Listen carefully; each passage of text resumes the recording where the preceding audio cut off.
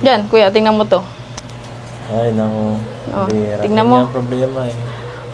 Parang dami account daw, hindi naman dami Dami account po. Oh. Dami account. As in, below the belt na po, di ba? Kaya, ang pangit ng mga... Hindi na talaga siya, ano. Ano yan? Sa cybercrime po guys, no, ano, Ingat kayo guys.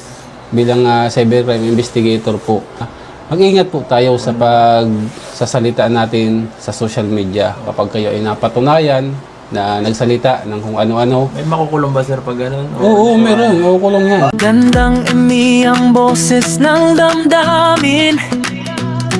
Tulong at kalingap ang laging unahin. Talaga yung mga nangyari. Kaya nga. Saka, kasi ang ingay na rin kasi kahit sa comment section kung Kaya ano. nga po. Saka ang dami ko nababasa. So, parang mas lumala pa rin lalo sa inyo. Hindi lang mas lumala sa inyo. Sa akin Mga medyo, beneficiary ang ano sa akin natin medyo ninyo. naglaylo na. Sa akin medyo naglaylo na sa akin. Kaso parang binuntong nila sa kanila na parang hindi ko Sa amin. Yung mga maintindihan. beneficiary mo. Oo. Grabe. Nakakaano ba gan? Siyempre, ewan ko nga, si Jenilyn, ewan ko na ano yun. Below the belt talaga, kuya po, kasi yung mga chat nila, as in, talagang alam daw nila kung sino yung ama. Yung mga ganon. Yung mga parang, private message talaga. Tapos halos yung mga masisilang katawan na sinasabi na nila, ano, malaki ba? Yung mga ganon. Kaya medyo na ano na po talaga ako, may mga screenshot naman akong patunay talaga. Kasi nasasaktan na ako kahit baga po ano, kasi dalagan tao, tapos sinisiraan nila yung puri ko. So, ayan po, no, mga kasukay, mga kalingap, narinig natin sa early na talagang personal na yung atake, mini-message siya ng private, kung ano-ano yung mga sinasabi sa kanya, at talagang sabi nga niya, sinisiraan na siya ng puri, no? Kahit naman po sino na makakabasa ng mga ganyan na hindi maganda, na wala namang katotohanan, ay talagang maapektuhan, no, mga kalingap. Dinadaan na nga lang daw ni Early sa iyak. Iniiyak na lang niya. Kasi sa sobrang sasama ng mga sinasabi sa kanya, no, mga kalingap. So, kaya hindi niya rin napigilan na mag-post sa social media dahil nilalabas niya lang kung ano yung nasa damdamin niya, no, mga kalingap. At yung mga taong ganon ay talagang naninira sila, no. Hindi na nila masiraan si Kalingap Edo. So, ang ginagawa nila ay dito na sa mga beneficiary ni Kalingap Edo naman sila gumagawa ng mga ganong paninira, no? Mga Kalingap. Sobrang, sabi nga ni Early, sobrang paninirang puri. So, pwede niyang ilapit sa cybercrime, no? Mga Kalingap. Kasi pwede yung makasuhan sa mga ganyang bagay, no? Kaya ingat-ingat po tayo, especially sa mga taong gumagawa ng mga ganito, na paninirang puri sa kapwa natin, na alam natin na kung invento nyo lang, gawa-gawa nyo lang, ay mas maganda, tumahimik na lang po kayo, no? Saka hindi nyo naman po kilala sa Early, hindi nyo naman nakakasama. Bakit nakakapagsalita kayo ng mga gano'n, na mga hindi maganda, na siyempre, si Early affected, especially nag-aaral siya, no, mga kalingap, talagang maapektuhan po talaga siya. So, ituloy pa po natin. Mga ganyang private message, tapos dami account. Kaya kung sakali man na meron sa yung mga nagpo-post or nagme-message, pwedeng pumunta ka doon sa office namin para tingnan natin, para kung sakasakali, mapailan natin ng case, ano? Kung sakaling ma-identify natin yung mga nagbi-message sa iyo, tapos yung nagpo-post. So, narinig niyo yan guys. Mula sa mula mismo sa officer. Sa cybercrime po guys, no, Ingat kayo guys. bilang cybercrime investigator po. Yun po yung lagi kong pinapaalala, lalo na sa ating mga kasamaan, na mag-ingat po tayo sa pagsasalita natin sa social media. Kasi may po yan, may karampatang parusa kapag kayo ay napatunayan na nagsalita ng kung ano-ano. May makukulong ba sir pag ganun? Oo, meron. Makukulong yan. Ang Masakit cyber naman. libel po, meron po siyang penalty na imprisonment na 4 years to 2 months and 1 day to 8 years, no? Kaya yan po yung imprisonment Napindot about sa talaga. cyber libel kapag kayo ay nakasuhan and napatunayan. And regarding naman po sa multa niya, 40,000 yung minimum up to 1M. Aray. Depende po yan sa Guys. gravity nung pag-post natin. Oh guys, so mag-ingat kayo guys ha. Huwag niyo papakita yung mukha niyo guys.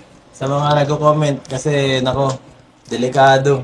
Kaya ang Po, no, narinig natin si Sir Olives, no? 4 years na pwede kang makulong sa mga ganyang paninira sa kapwa mo. May penalty na 40K hanggang 1M, no, mga kalingap. So, mag-ingat-ingat po tayo sa mga sasabihin natin, especially dito sa social media, yung mga paninira natin sa kapwa natin, ay pwede po kayong makasuhan at pwede kayong makulong. Sabi nga ni Kalinga Pedro, ingat. Ingat-ingat po, no? Kasi mahirap. Ngayon, alam natin, kapag ganyang mga paninirang puri sa kapwa, ay pwede kang makulong. Kaya, sana, isipin natin maigi yung mga gagawin natin, especially sa mga kagaya ni Early, na alam naman natin na wala namang, hindi naman kailangan siraan, hindi naman kailangan na ipahiya or siraan ng puri, kasi hindi naman po natin siya kilala, no, mga kalingap. So, dapat ingat-ingat po tayo. So, ituloy pa po natin.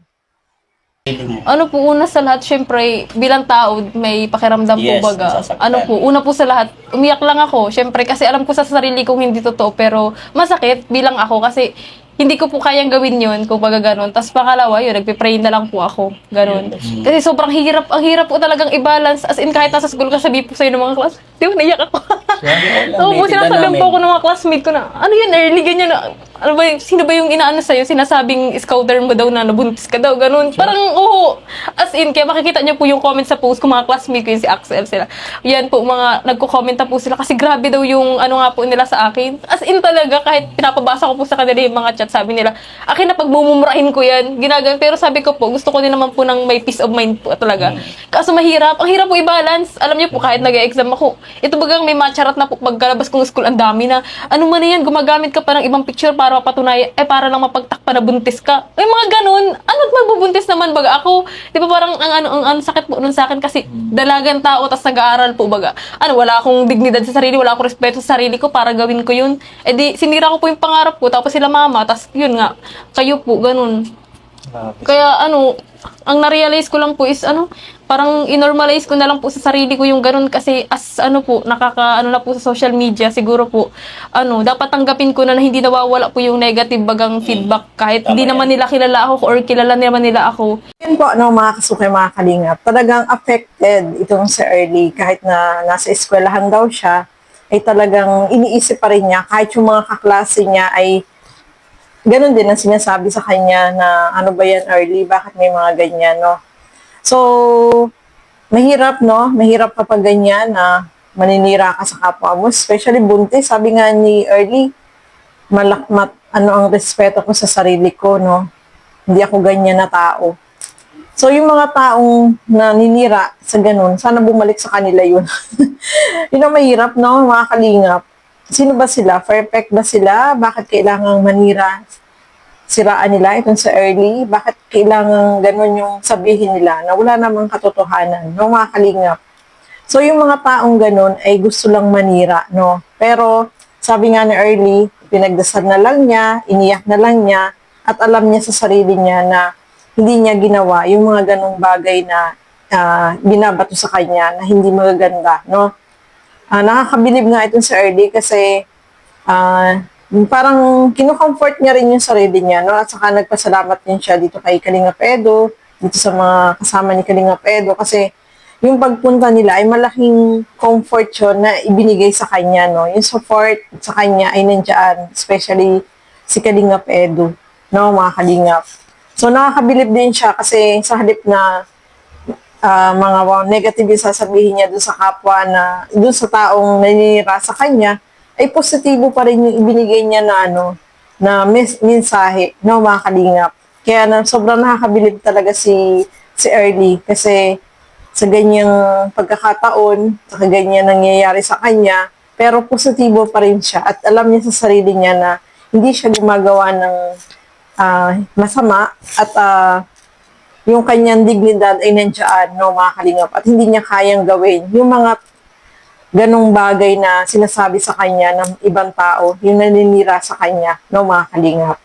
So, para kay Early, no, mag-pray ka lang, lakasan mo lang yung loob mo, at yung mga taong naninira sa iyo ay wag mo na lang patulan, no? Mas maganda ay yung sinabi mo na ipagdasal mo na lang sila kasi alam mo sa sarili mo na wala kang ginawang masama. So, ayan po no, mga kalingap. Maraming salamat po sa inyong walang sawang panonood at pagsuporta dito sa aking mga ginagawang reaction video. Siyempre, supportahan po natin Val Santos Matubang, Kalingap Rob at Edna Vlog. Supportahan din po natin Kalingap Edu. Ang inyong lingkod, Gandang Emmy.